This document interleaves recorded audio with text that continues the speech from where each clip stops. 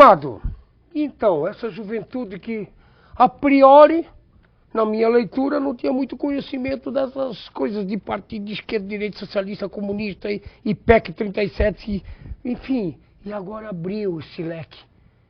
Todo mundo já está sabendo o que é, como é que funciona. Isso vai ajudar mais ainda essa pressão tão desencadeada em cima dos políticos, que o ano que vem tem eleição, né, estimado? É, a politização, né?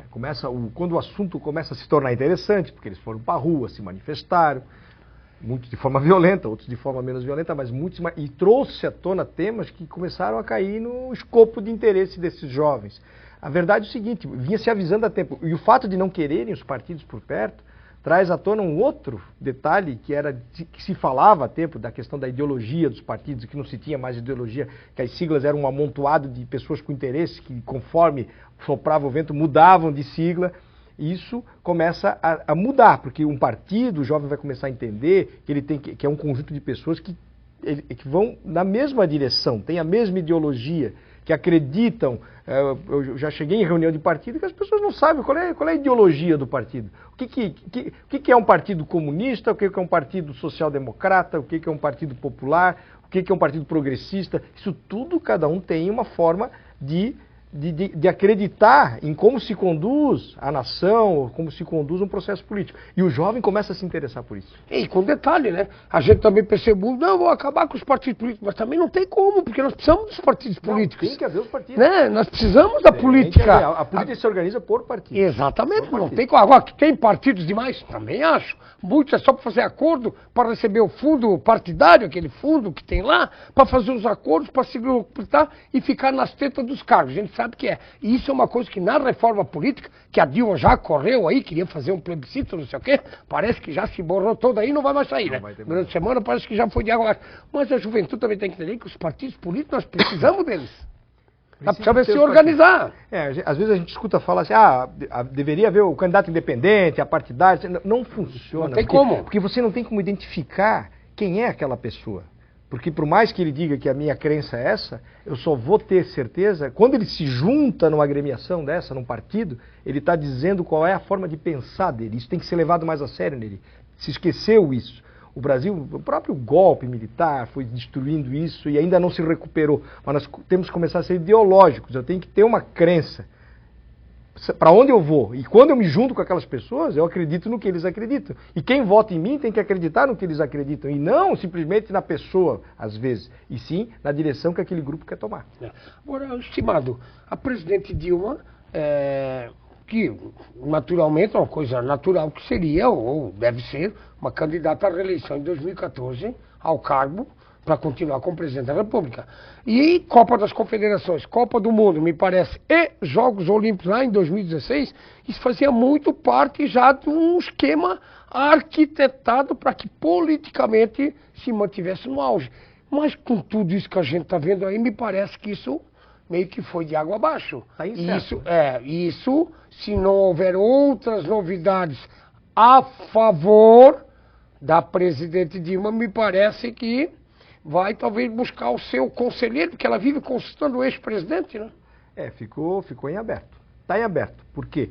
A manifestação em torno de todo... Até porque se esses eventos que eram para impulsionar uma candidatura, uma campanha, que era para impulsionar a economia, e que, na verdade, está previsto aí que vão criar, vão trazer 140 bilhões, mas só que é o seguinte, o evento acaba, o estádio vai ficar vazio, os empregos que se criaram depois se descriam, porque eles acabam deixando de existir, porque muitos vão acontecer só para o evento. E aí, toda aquela força de acreditar que a paixão do brasileiro pelo futebol, pelo esporte, o pessoal está reclamando do Parque Maria Lenk lá, que foi desmontado, né? Então, o que eles querem? O que esse pessoal vai repensar? Tudo isso está repensado, então ficou em aberto, não tem mais o efeito que se esperava. E não é garantia de nada. A popularidade dela, eu não sei se vão medir agora. Eu queria ver uma medição agora. E quem fazia essa medição, será que... Tinha muito interesse também. Tinha muito interesse. Porque também. Não é o que está se vendo agora nas manifestações. Cadê esse povo todo que apoiava a popularidade, que dava popularidade a presidente e que garantiria uma reeleição? Tá? No meu ponto de vista, está em aberto. Estimado, e o lado econômico agora? Porque crises 2008 foi um momento de uma crise mundial. Me parece que é muito cíclico isso, né? E se fala em crise, mas na leitura eu vejo uma crise lá na frente, 2014, 2015, que me parece que isso é muito cíclico. Como é que você vê isso? O capitalismo vive em crise. Ele vive de ciclos de crise. Perfeito o que tu falasse. Vai sempre ter uma crise. Isso é até bíblico, né? 7 anos de vacas gordas, 7 anos de vacas magras. Muitas das coisas que acontecem... Mais ou menos que nem as enchentes. Mais ou menos. Assim, vai ter de novo, vai acontecer de novo. Crise, vamos ter crise. O que acontece é que tivemos a crise de 2008, vivemos uma crise hoje, não é a marolinha que o Lula falou que vinha, que a coisa complicou.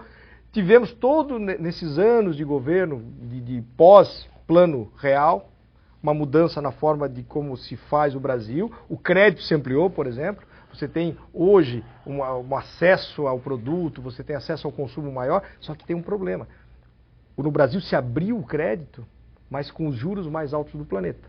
Então, o que aconteceu? Diferente do que acontece, por exemplo, nos Estados Unidos. Você tem o povo com a renda muito comprometida, porque você ampliou o crédito para essas pessoas, mas ao mesmo tempo elas pagam um juro muito alto. E a economia não cresceu com a força que se esperava que fosse crescer. Então, 25% da renda do brasileiro, em média, está comprometida hoje. Nos Estados Unidos, com toda a crise que aconteceu, e vamos botar as devidas proporções, o Brasil tem um PIB de 2 trilhões de dólares, os Estados Unidos tem um PIB de 16 trilhões de dólares, isso aí dá 8 vezes. A renda per capita comprometida do americano é de 16%. O percentual da renda comprometida. Enquanto que no Brasil, 25%. Com um juro nosso, hoje, em torno de 8% ao ano, que é a Selic, vamos comparar, mas o juro de empréstimo, o cheque especial ainda tem cheque de 100%, 200%, cartão de crédito a 300%, 250% ao ano.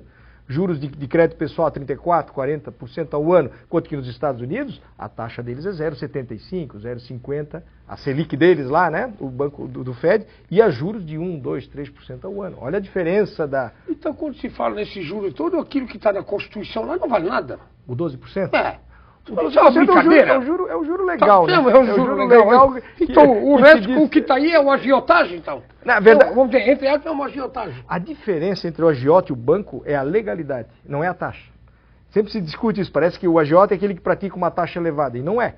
O agiota é o que faz transação, o que faz intermediação financeira, que empresta dinheiro, ou que empresta dinheiro sem autorização para fazê-lo. E no caso do banco, o banco tem, não tem limite. Está autorizado a emprestar ao juro que ele... Porque o juro é de mercado, né? Aquele 12% sabe para que serve?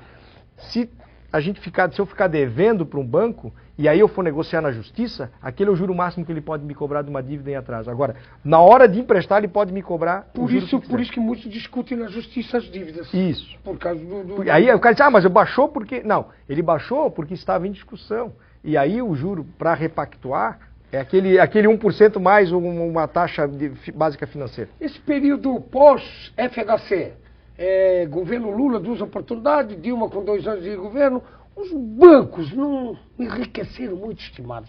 Não ficaram tudo bilionário, uma coisa astronômica, coisa desenfreada. Quer ver o que aconteceu? Quando o Fernando Henrique acabou com a inflação, o que ele fez? Na verdade, ele fez uma magiquinha.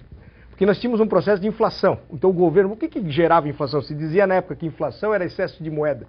É que o governo precisava de dinheiro e o governo brasileiro sempre gastou mais do que arrecadou. Ele sempre foi deficitário. A receita era menor que a despesa. Então ele emitia moeda, ia lá na casa da moeda e mandava emitir dinheiro. Como a economia brasileira era pequena, esse dinheiro ia para a economia, bolso das pessoas, elas iam consumir, tinha pouca mercadoria, dava inflação, porque o preço das mercadorias subia. Se a gente vai procurar uma mercadoria, ela não tem, o cara vai vender mais caro. O Fernando Henrique fez uma coisa, ele cortou esse processo. Não imprimiu mais moeda.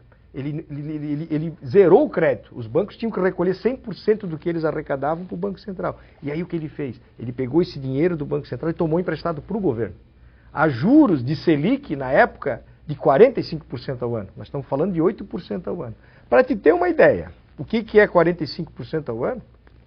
Se eu pegar 20 mil reais e aplicar a 45% ao ano, em 20 anos eu tenho 8 milhões e 700 mil reais, mais ou menos. Pode fazer na financeira que dá isso. Imagina os bancos com trilhões de reais emprestando para o governo. Os bancos têm essa liberalidade, porque eles são os credores nossos.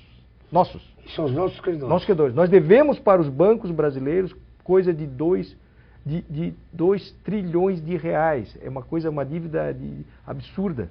2 trilhões de reais. Isso é dinheiro que não acaba. E aí é que está a questão. Então, muito se fala em fazer contrabancos, tempo de fila. Tu vê que acaba não se fazendo, porque tu vai bater no credor. O governo deve para o banco. Nós pagamos 250 bilhões de reais de juros todos os anos e não amortizamos a dívida.